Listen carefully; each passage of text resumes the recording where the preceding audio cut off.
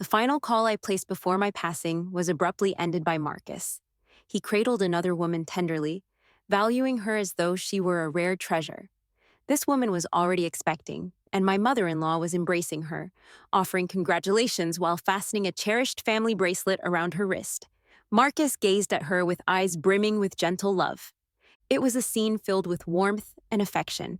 However, their joy was on the brink of destruction, as my demise was imminent. I hovered in the air, observing my body curled in the snow of our small yard, confirming one undeniable truth. I was already gone. Perhaps my spirit would linger a few more days before dissipating. I tried to reassure myself. The phone lying on the ground blinked several times. It was a call from Marcus. To be precise, it was his return call. The phone continued to flash until it powered down due to the cold-induced shutdown. Marcus, it's too late to return your call now. I can't respond anymore.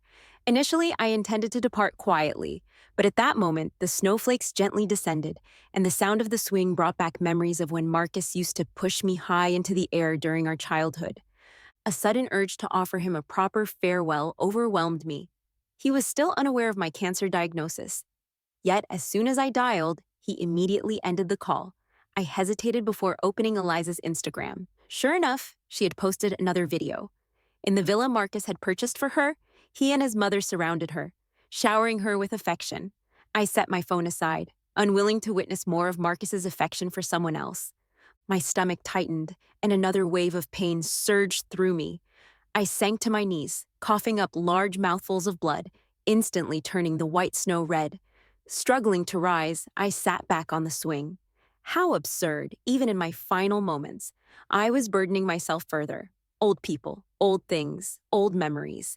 Now, with a new woman in his embrace, how could Marcus care to notice these long-forgotten things? In the end, I still couldn't say goodbye to him. I glanced around the small yard filled with memories. It was dilapidated and desolate, with only the cold wind sweeping through the house. Grandpa and Grandma had long since passed, and Marcus and I had moved out. No one tended to the place anymore, except for the swing I was perched on.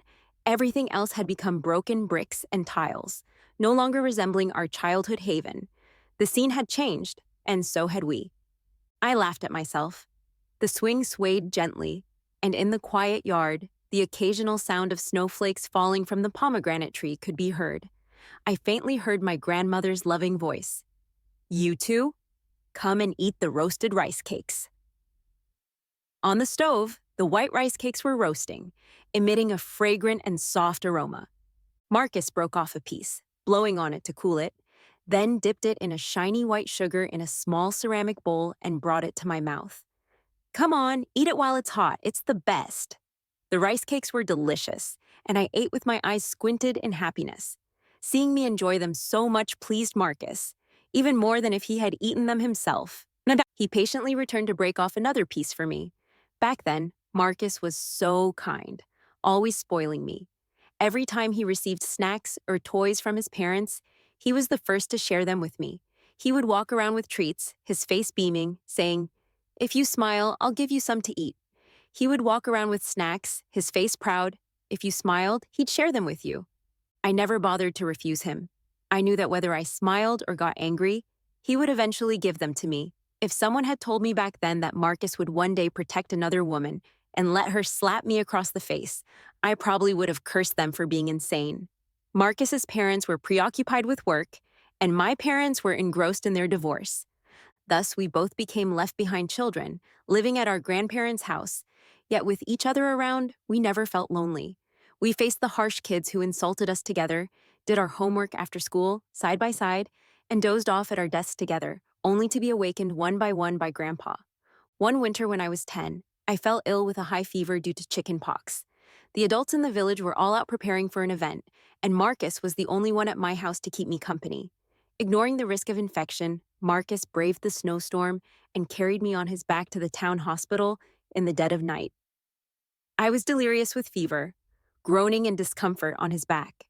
He continuously reassured me throughout the journey.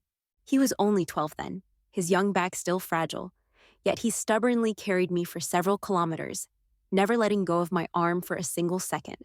The snow-covered wilderness stretched endlessly around us, but as I clung to his neck, listening to his voice, I felt an incredible sense of security. So please forgive me, even though he hurt me deeply later on, I just couldn't let go. Days passed, and my body lay silently in the snow. I feared that if someone discovered me, they'd be terrified. Sigh. When I thought of dying, I imagined everything would end, but I never considered worrying about what would happen to me afterward. I decided to find Marcus and try to tell him I had died in a dream. Maybe after my body was prepared, my soul would vanish. There was no one else I could turn to. At least his name was on the same marriage certificate as mine, so asking him to handle my body wouldn't be unreasonable. Before my soul departed, I took one last glance at the snow-covered ground. It was here, at 15, that Marcus confessed his feelings to me. On a night of the first snowfall, he knocked on my window and mysteriously said he had something to show me.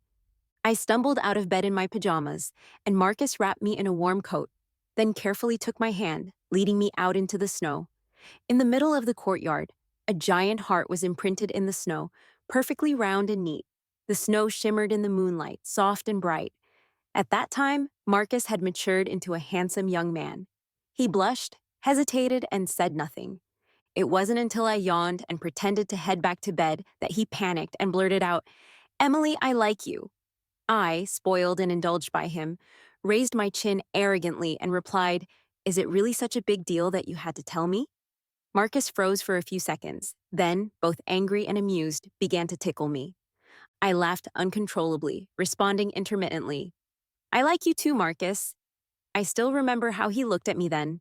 He was both happy and shy, holding my hand with bright eyes, as if trying to engrave the moment into his memory. Snowflakes drifted down like fireworks, softly landing on his hair and long lashes. His eyes sparkled, capable only of holding me within them. For us at that time, the feeling was mutual. No words needed to be spoken. I drifted back to Marcus's and my home. But unexpectedly, Eliza was there too. Marcus seemed slightly irritated, pacing around the room before finally stopping on the balcony. He lit a cigarette, and through the dim smoke, his expression was unclear. It was Eliza's first time in our home, and she curiously rummaged through the photos on the wall, the coasters on the table, and the blanket on the sofa. She took a white round disc out of my fridge, poking at it with a giggle. "Is this plastic? It's so hard. Why would it be in the fridge? That's strange." Marcus turned around. "That's a rice cake. If you bake it, it gets soft. Just wait." But it was too late. Eliza had already casually tossed it into the trash. With a loud thud, I clenched my fists. If I had known that after my death, Eliza would waltz into my home and rummage through my things, I should have set it all on fire before I left. Eliza stuck out her tongue in apology. "Marcus, don't be mad, okay?" Marcus stared at the rice cake in the trash for a moment before silently replying, "Forget it. It's not worth much. When Emily gets back, she'll just buy more." Eliza had those innocent eyes, and when she acted coquettishly, she looked soft and cute, always making it hard to stay mad at her. Marcus was now a well-known partner at a law firm, still very busy, and I hadn't stopped the habit of bringing him meals. One day when I delivered food to him, he was in a meeting, so I left the thermal container and continued on my way. But then I realized I had dropped my car keys at the office, so I turned back to retrieve them. They must have finished the meeting by then, and outside Marcus's office, I overheard a girl complaining in a delicate voice. "Why is it always the same few dishes? I'm so tired of them. Can't she change the menu?" I pushed open the door without thinking. Marcus and Eliza were sitting by the desk, sharing and criticizing the dinner I had carefully prepared for him. My voice stiffened. Marcus had been working late, so this meal was specially made to support his health. "Sorry, I didn't prepare anything for Assistant Eliza." Eliza stuck out her tongue and gave Marcus a pleading look. "I'm sorry, Mr. Marcus. I won't be picky next time." Marcus didn't seem to notice anything wrong and even playfully tapped Eliza on the head. "She's calm and sensible. She wouldn't care about such small things. Unlike you, still childish." That wasn't true. Back then, Marcus never wanted me to be sensible. From childhood to adolescence, from the old house to the bustling city, he always said that Emily should be carefree, happy, and that I didn't need to worry about anything because he was always there for me, until I was 17. That year, Marcus's family faced a tragedy. His father jumped off a building after his business failed, and his mother cried all day long. Marcus started working multiple jobs, and the pressure, both financially and emotionally, overwhelmed him. When we met again after some time, he couldn't hide his exhaustion, forcing a smile. "I won't be around, so you have to take care of yourself." I felt so sorry for him, thinking it was time for me to take care of him. So I decided I wouldn't ask him for surprises anymore. I wouldn't ask him to call me every morning to wake me up. I wouldn't let him travel far to spend my birthday with me. I wouldn't let him do so much for me. To help him pay off his debts, I also took 2 jobs. I knew he wouldn't accept it, so every month I secretly transferred my salary and the savings from living expenses to his mother, leaving myself with only a little. I remember finishing a shift at the coffee shop very late, and on the way home, I was followed by someone. I ran as fast as I could to my dorm and cried after I calmed down, not realizing that I had sprained my ankle. I limped for months before it healed. I never told him about any of this, but Marcus still felt guilty, always apologizing for making me suffer with him. I told him, "It's okay, Marcus. Life is long. You can be good to me later." Marcus's eyes were red, and he placed my hand on his chest, rubbing it repeatedly. "Emily, never leave me, okay? I'll be good to you for the rest of my life. I swear I will." He said this with such earnestness, it almost seemed obsessive. I couldn't help but believe him. How could I not? The promise was for a lifetime, but in just 10 years, everything changed, becoming earth-shattering and unrecognizable. He gave all the affection and love he once had for me to another young, willful, smiling girl. I should have sensed it earlier. When he praised my understanding of him, I could see the regret in his eyes. Regret that those carefree, innocent days of youth had faded into the dullness of life's hardships. When Eliza first joined the firm, still innocent and without any need to hide her intentions, Marcus mentioned her to me several times. "A new girl joined. I really can't handle her." He said it with a sigh, but his eyes held a smile. "She's just like you when you were young. I can't bear to scold her." Even then, I didn't doubt him, not until Eliza started crossing lines and provoking me. She cried on the phone to Marcus when her apartment lost power. After drinking too much at a social event, she clung to him, forcing him to take care of her for the night. At a celebration party, she boldly smeared cream on his face and kissed him, causing a scene among the colleagues. Because of her, I argued with Marcus repeatedly. I threatened to divorce him if he didn't fire Eliza. Marcus rubbed his forehead, his tone irritated. "She's just being childish. You used to be the same. Shouldn't you understand her better? Why can't you be more forgiving? Firing her over this. What will she do afterward?" His eyes were filled with deep disappointment, as if he no longer recognized me. "Emily, how could you become so mean?" With each argument, our relationship grew more strained. I fell into depression, losing sleep night after night. Every time I was exhausted and wanted to leave, memories of young Marcus would appear. He stood tall in the snow, warm hands, his eyes full of purity and affection. Was he still Marcus? My Marcus. How could he treat me like this? I couldn't leave him, so I started doubting myself. Am I being paranoid? Were they innocent? Should I be more magnanimous? But no matter how much we fought, Marcus refused to divorce me, and I couldn't make up my mind. We just kept entangled. Then, one summer afternoon, I went to the hospital to pick up my test results and bumped into Marcus outside. The elevator was crowded, and he was holding Eliza around the waist with one hand, the other protectively covering her belly, as if afraid someone might touch her. That careful tenderness stabbed my eyes like a shard of glass. I stood across the crowd, clutching my cancer diagnosis and my unanswered phone, trembling in the scorching heat, unable to stop my teeth from chattering. It was the first time I saw them together. All the self-assurances and hopes I had shattered in that instant. When Marcus saw me, he looked flustered and shocked. I lost all restraint, slapped the face I had once loved so much, and with tears I asked him, "Is this your idea of being innocent?" Before he could respond, Eliza rushed over and slapped me across the face, leaving me stunned for a few seconds. With her small frame, she fiercely shielded Marcus. "How dare you hit him?" When we were kids, Marcus and I fought a lot. Everyone knew it didn't matter if Marcus got hit, but if anyone hit me, he would go mad and fight them to the death. But I had never been slapped like that. I was burning with rage, and by the time I regained my senses, I found myself in a messy struggle with Eliza. People gathered around to watch, and Marcus tried to separate us. In the scuffle, Eliza fell to the ground, crying out in pain. Marcus instinctively shoved me away and tightly shielded Eliza behind him. His voice was frantic. "It's all my fault, but Eliza is carrying my child. You're going to hurt her like this. Please, stop, all right?" My heart felt like it was being torn apart by a knife. Because of that incident, I could no longer get pregnant. I thought this was a wound we both shared, a painful point neither of us would mention. But in reality, I was the only one left behind. He had his new world. A sharp pain twisted in my stomach. My lips were cracked, and the taste of blood filled my mouth. I vaguely remembered when I once bit my tongue. Marcus would be heartbroken for days, surrounded by onlookers, some gossiping, others filming with their phones. Eliza was being tightly protected while I stood there, defenseless, surrounded by cameras and rumors. At least I couldn't cry, I thought. I forced myself to hold back the tears. Don't cry. Don't give them another joke to talk about. Thank God the hospital security came and separated us. They took me away from the most humiliating, miserable moment of my life. That night, Marcus came to find me, but I locked the door and refused to open it. He sat down outside the door.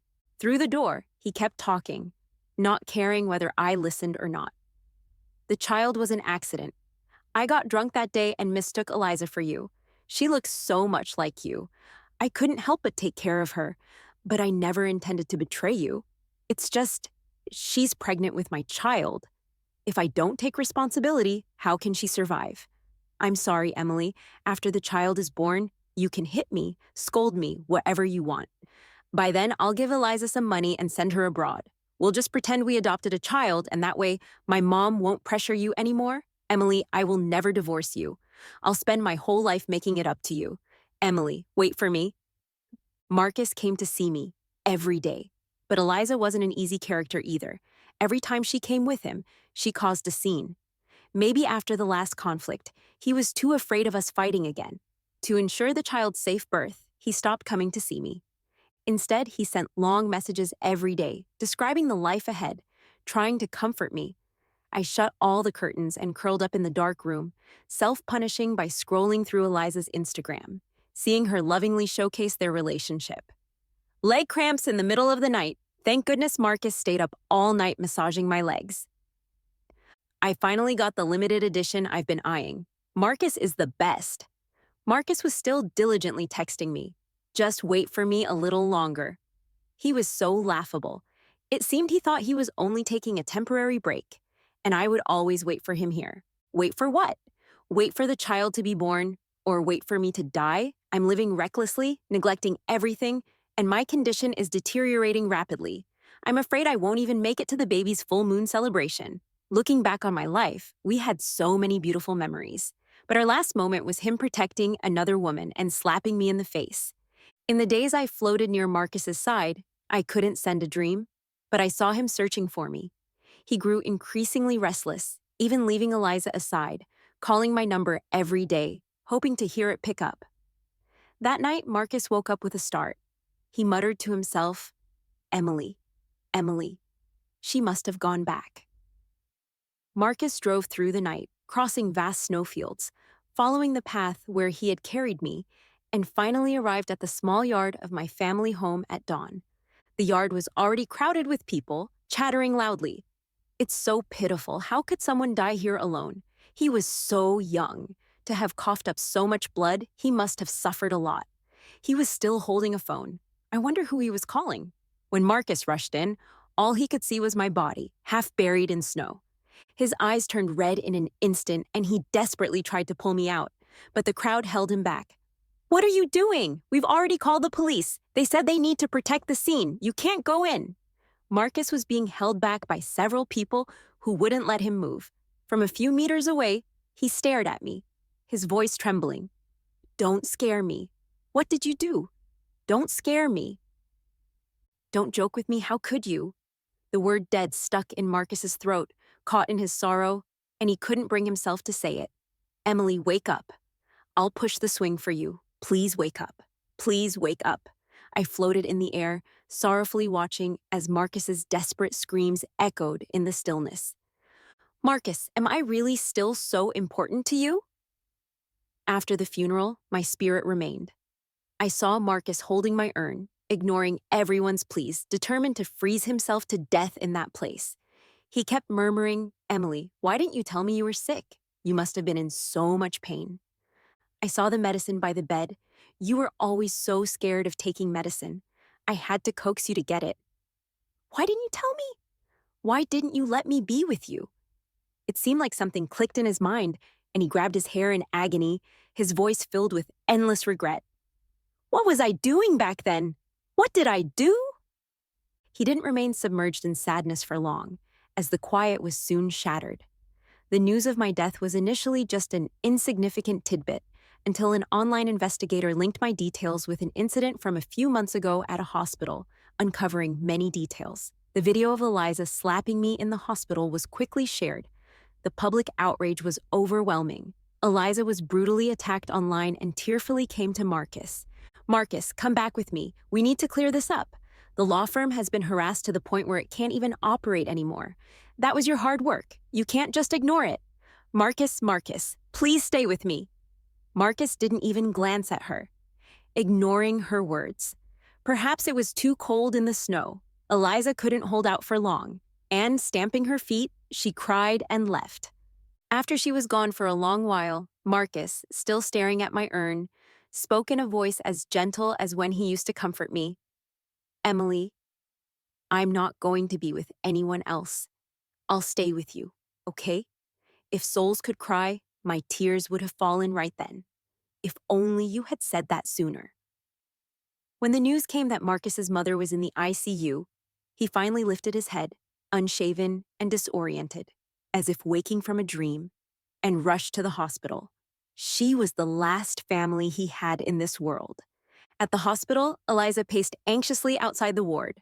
When she saw Marcus, the proud and domineering woman only managed a pale smile before weakly collapsing. Marcus rushed to catch her, calling out for a doctor. His mother was still unconscious, while Eliza was about to give birth. 3 lives were depending on him. Marcus fumbled through the hospitalization procedures, signed responsibility papers, and discussed treatment plans with doctors. After 2 chaotic days, Eliza gave birth to a healthy baby boy, and his mother finally woke up. Marcus breathed a sigh of relief. He had probably forgotten. My urn was still in the old house. Before leaving, he had promised to return quickly to be with me. When his mother woke up, her first wish was to see her new grandson. The baby slept soundly in his grandmother's arms, and Marcus's mother gratefully held Eliza's hand. Good girl, you've worked hard. She turned to Marcus, her voice frail and weak. In these past few days, Eliza and I both walked through the gates of hell. Thanks to her enduring so much pressure, she still gave birth to a grandson. I only survived because I heard his cry. She sighed. Emily was so stubborn, so strong. She even wanted to take revenge on you after death. Look at what she's done to you and Eliza. She took Marcus and Eliza's hands and joined them together. Marcus, we've been through this ordeal. We should cherish the people who are still here. You still have your mother and Eliza, and your son. Look at him. He's so adorable, just like you when you were little. All 3 focused on the baby's face. The newborn stirred and opened his eyes for the first time, his bright round eyes like black grapes. So lovable. Look, he's opened his eyes, Eliza exclaimed, shaking Marcus's arm. Before him were his caring mother and his newborn son. He was so soft, so adorable, so in need of care. And then there was Eliza by his side, happy but cautious, as if afraid of being pushed away. The morning sun was fresh, shining through the window and into the room, golden and warm, as if carrying the power of a new beginning. Marcus stayed silent for a long time. Finally, he sighed softly, gently cupping Eliza's face. You've worked hard these past few days. Eliza's eyes immediately reddened, and she tightly hugged Marcus, crying as though she had gotten him back. Marcus gently patted her back, his voice softening. It's all right. It's all right. Marcus's mother, holding her grandson, looked at the reunited couple and smiled with contentment. In the bright and clean hospital room, the three generations were together, and the couple had reconciled. It was a scene of happiness and harmony. All of this happened on the 12th day after my death. I watched everything happening before me in a daze. When I gave the money I earned from working to Marcus's mother, she was so moved. She cried and thanked me. When I handed the money I earned from working to Marcus's mother, she was so moved. She cried and thanked me. When I parted from my parents, Marcus had comforted me just like that. "It's okay, Emily. You have me." 20 years of memories flashed before my eyes like a revolving lantern. The tenderness, the happiness, the tension, the fatigue, the times he stayed with me, teased me, spoiled me, loved me, and the times he no longer loved me. All of it was Marcus. Ha ha ha ha ha, I couldn't stop laughing. I was terribly wrong, terribly wrong. It turns out that even in death, I never truly woke up. At this moment, I realized, deep in my heart, I still held hope for Marcus. I never truly believed he had stopped loving me, even in death. Even in death. Somewhere deep inside me, I still faintly hoped. Hope that after knowing I had died, he would regret it deeply. Hope that he would feel my pain. Hope that he would genuinely feel guilty toward me. In the end, I was just hoping that he still loved me, even if that love needed death to awaken it. How foolish. I was so foolish. Even though all the evidence that he didn't love me was right in front of me, I still closed my eyes and blocked my ears, immersing myself in the remnants of a dead love, trying to find some lingering attachment from an old affection that had long since decayed. I did this hoping for comfort from a love I had given too much of myself to. The dark night ended, and all the gloom and sorrow were left behind in yesterday. The sunlight generously showered everyone like a blessing, filling the world with vitality and joy, laughter and cheer. But only my pale soul remained, hollow and broken under the sunlight. There's nothing more heartless in this world than a lover whose heart has changed. After I was discharged from the hospital, Marcus quickly married Eliza, giving her and the child a legitimate name. As for the online insults, Marcus calmly followed procedure, issued warnings, sent lawyer letters, and even sued one of the netizens. The compensation and apology from the other party were publicly announced for half a month. Marcus is a well-known lawyer in the industry, and handling matters like this is second nature to him. The online outrage quickly died down, but Eliza was still unsatisfied. Her unwillingness to be taken advantage of was clear. After I was attacked online, how could she not take revenge? She wrote a long post. In her highly emotional narrative, she claimed that she and Marcus were true love, while I only loved money and was entangled with Marcus for financial reasons. So she took to live streaming to testify. My son's ex-wife is a very materialistic person. When they were dating in college, she often asked me for money, very greedy. She simply edited the bank transfer records, swapped the sender and recipient's names, and displayed them. This woman, after my son saw through her, he didn't like her anymore. It was she who faked a pregnancy and forced my son to marry her. After marriage, we found out that not only was she not pregnant, but she also couldn't get pregnant. She sighed with a tone that invited speculation. They were in a long-distance relationship during college, and who knows what she was doing. She's so young and yet can't have children. Eliza is a good girl. That day at the hospital, she only hit Emily to protect little Jay, taking all the blame. It was really unfair to her. There were cracks in her story, and some people sensed it. But with Marcus's legal team involved, no one wanted to get involved in this messy situation. Others, however, believed her words. In the live stream, blessings and gifts flooded the screen, and I became the ex-wife who was greedy for vanity, immoral, vengeful, bitter, and deserved to die early. When Marcus found out, he was furious and stopped Eliza. But he didn't clarify anything for me. After all, they were a family now, a community of interests. If he cleared things up for me, it would be a slap in the face to Eliza, wouldn't it? A dead person is no match for the living. The online outrage continued to boil. Many mistresses became Eliza's supporters, admiring her success, while happily spreading rumors about me. In this absurd drama, the clear-headed stayed silent while the shameless celebrated. I coldly watched as more dirt was thrown at me. A dead person, a dead person who can't speak. How can she compete with the silver-tongued living? What I didn't expect was that at this moment, a voice firmly stood by me. Emily is a good girl. You can't slander her like this? The voice was hoarse and sorrowful. It was my mother. I stared at her in confusion. She looked older than the last time I saw her, her face more gaunt, but her eyes were filled with the resolve of a warrior. After Grandpa and Grandma passed away, she had come to find me, begging me to live with her, promising to make up for the years she had been absent. I couldn't forgive her for not being there for me for over 10 years. Besides, back then, I had Marcus. I thought I didn't forgive her for not being there for me for over 10 years. Besides, back then, I had Marcus. I thought I didn't need anyone anymore. My mother was holding a doll I had given her when I was little, one that I had later returned to her, crying uncontrollably. Through her words of self-blame, I finally understood her pain. It turned out that when I was very young, Dad had cheated and my mother couldn't handle the blow. She fell into severe depression and couldn't control her emotions, even experiencing hallucinations. She feared she would hurt me, so she sent me away to get treatment alone. What I didn't expect was that when I grew up, I no longer needed her. I also never expected I would repeat her mistakes and lose my life. Eliza began to panic. Ignoring Marcus's warnings, she used all her tactics to attack my mother, afraid that public opinion would shift. She dug up details about my mom's divorce and how we hadn't been in touch for many years. My mom was already in her 40s. How could she compete with Eliza and her army of fans online? She helplessly defended me, but when that didn't work, she stood at the door of Marcus's law firm, holding up a sign, demanding that he clarify the situation for me.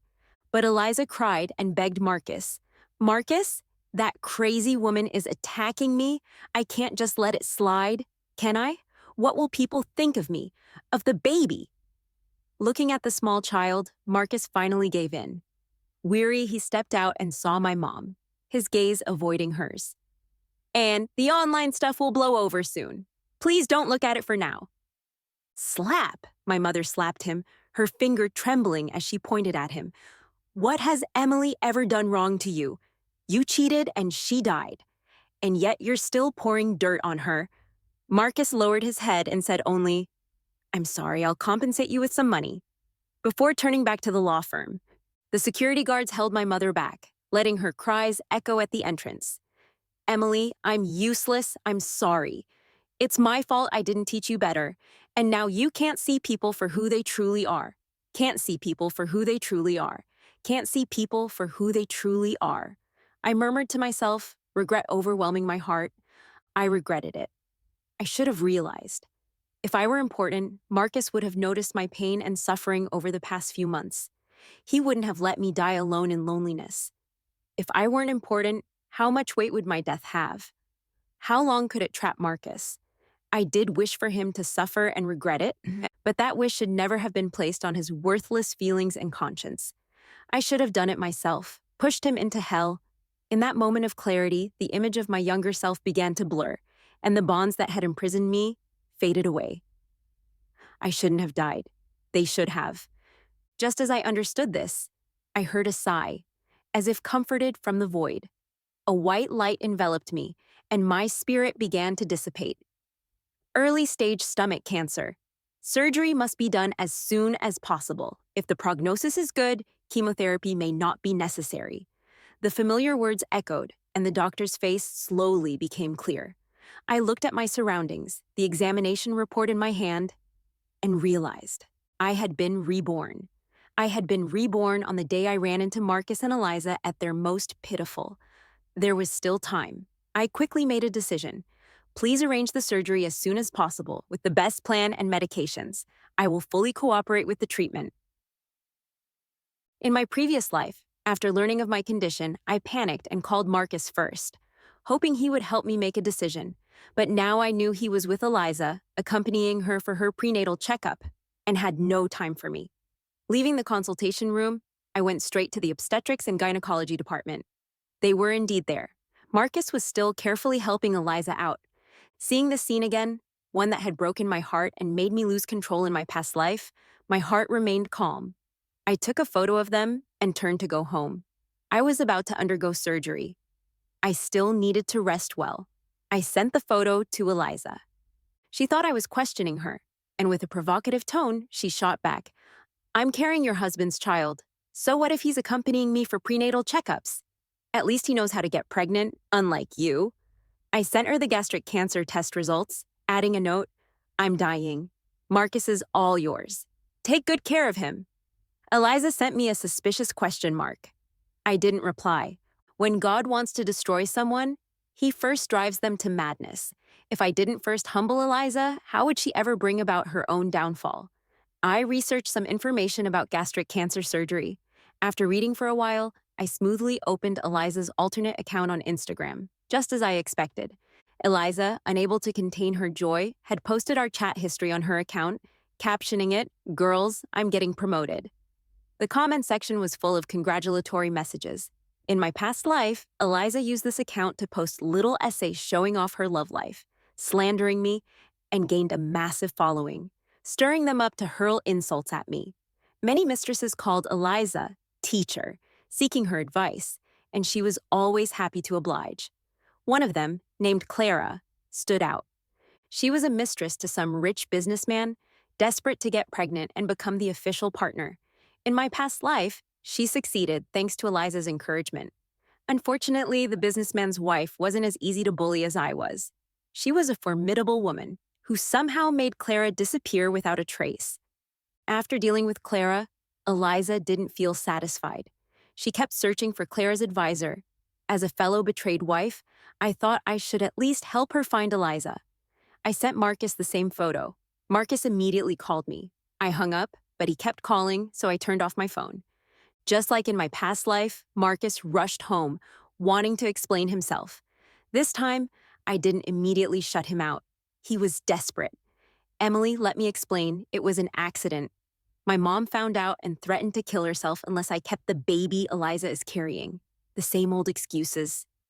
He still smelled of Eliza's perfume, and I could barely hold back my disgust. I could easily push him away and cut ties with him completely, but that would be too easy for him. After all, I knew that soon he'd walk out of this marriage and begin a new life with Eliza. So I gently placed my hand on my stomach, looking dejected. "Marcus, if our child were still here, would you cherish him like that?" The words triggered memories. Marcus's face changed suddenly, and he seemed flustered, unsure how to comfort me. His eyes were full of guilt and sorrow. "I thought you didn't like kids." Of course he'd think that. Back then, we had just graduated, and Marcus wasn't the distinguished lawyer he is today, wearing expensive suits and carrying a successful career. As an intern lawyer, he was buried under piles of paperwork, constantly working overtime. After work, I'd rush home to make him dinner, hardly eating a bite myself before grabbing the thermos and taking the crowded 1-hour subway ride to deliver it to him. That was when the accident happened.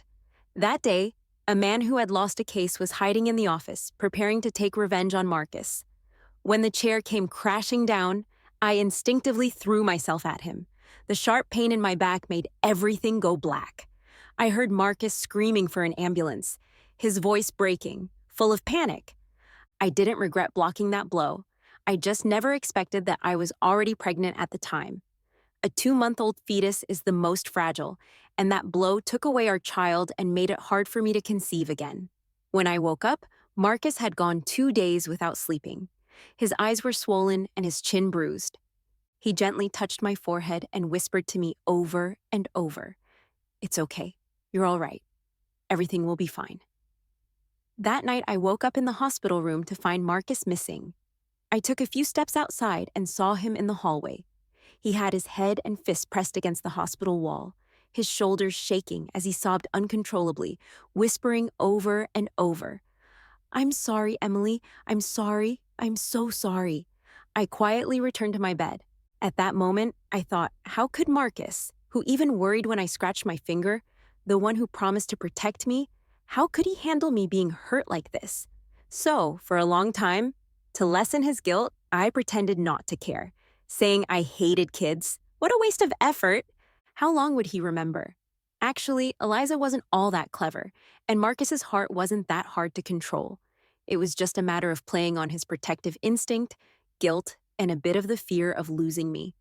After all, Marcus and I had been tied together for over 10 years, and if I really used some tactics, I'd be much more effective than Eliza.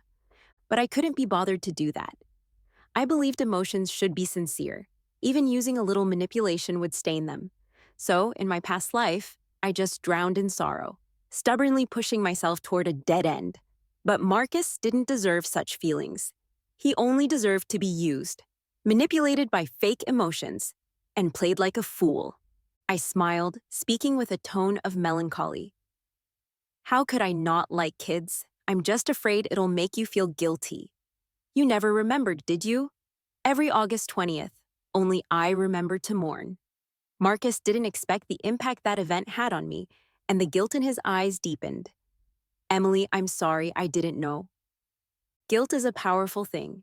Unfortunately, in my past life, by the time he felt guilty, I was already dead.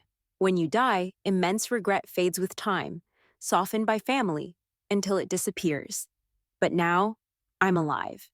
Not only will I not let it fade, but I'll keep piling it on. It doesn't matter anymore, Marcus. I spoke calmly. Today, while you were at the prenatal checkup with Eliza, I was next door, and they diagnosed me with gastric cancer. Marcus's fragile calm shattered. He held me tightly, his voice trembling. No, Emily, I'll go with you to get checked again. Whatever happens, I'll be with you. But I don't want to see you anymore, Marcus. I pushed him away, my tone still calm. Let's get a divorce. The surgery was scheduled soon, and I was preparing for it actively. Over the past few days, Marcus had been waiting at the door, begging for another chance. He didn't behave like he did in my past life, where he asked me to wait for him, then left me alone to suffer. After all, with my heartbroken, tearful state, it must have been so easy for him to manipulate me. No wonder he was sure I'd wait for him for a few months. But this time, it was different. I was calm enough to make him nervous. And this was when his guilt was at its peak. So, no matter how cold I was toward him, he insisted on staying by my side, explaining himself, asking for forgiveness. We celebrated winning a big case that day. I really drank too much. She smiled like you. I haven't seen you smile like that in so long, so that day I made a mistake. I listened impassively, finally losing my patience. Stop insulting me, Marcus. She looks like me? Have I ever meddled in someone else's relationship? Did I ever get pregnant with a love child? Have I ever shamelessly mocked another woman for not being able to have children? I opened Eliza's secondary account and pulled up all the lovey-dovey pictures she had posted to flaunt her relationship, along with the provocative comments she had made. One by one, I displayed them to Marcus. His face gradually turned paler as he read through them. In the end, he left in a daze, utterly defeated. That evening, Eliza stormed over to my place, seething with anger. What did you do? He actually wants me to give up the baby! Her voice was sharp and irritating, so much so that I had to take a step back, distancing myself from her. I gave her a quick glance and said with an indifferent tone, "A bastard child. Why should it even be born?" Eliza froze for a second before lunging at me in a fit of rage. You bitch! I didn't back down. Slap. The sound of my slap was loud and crisp. Eliza's face immediately swelled up, blood streaking across her skin. I took a long look at her, feeling a deep satisfaction. Not bad. This slap was much harder than the one she gave me in my past life. Eliza was completely enraged. Just as she was about to continue her tantrum, Marcus, who had arrived in the meantime, grabbed her tightly and dragged her away. He didn't even glance at the tears or wounds on her face, only staring at me with a fixed gaze. I'm sorry, I won't let her bother you again.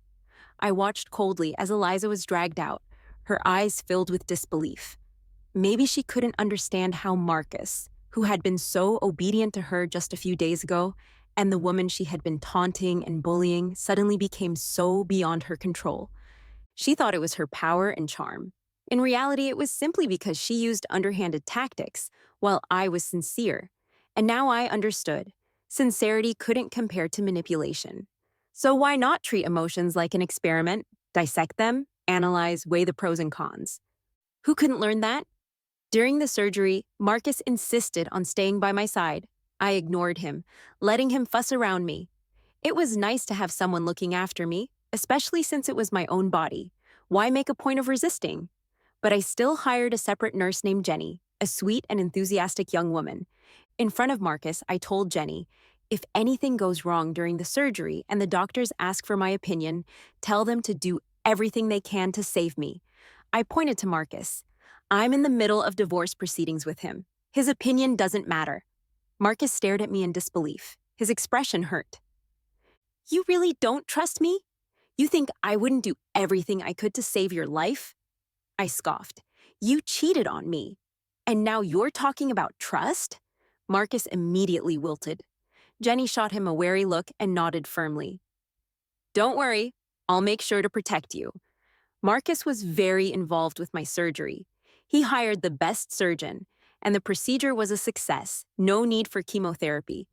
With that ticking time bomb gone, I finally felt a huge sense of relief. After over a month in the hospital, I threw all my worries aside, focusing solely on my recovery. By the time I fully regained my strength, I felt like I had been reborn. And at the same time, I received news about Eliza. The trap I had planted for her a month ago had finally gone off. Clara had used her pregnancy to corner Eliza. After the wealthy businessman's wife had taken care of Clara, she followed the trail and found Eliza, the instigator. I heard that the day they confronted her, Eliza's screams could be heard from several buildings away. But the neighbors all knew what she was like, and they had witnessed her arrogance before. No one came to her aid, though someone did call the authorities. She didn't keep the baby, and her face was destroyed. Marcus's mother fainted on the spot when she saw what had happened. She still hadn't woken up.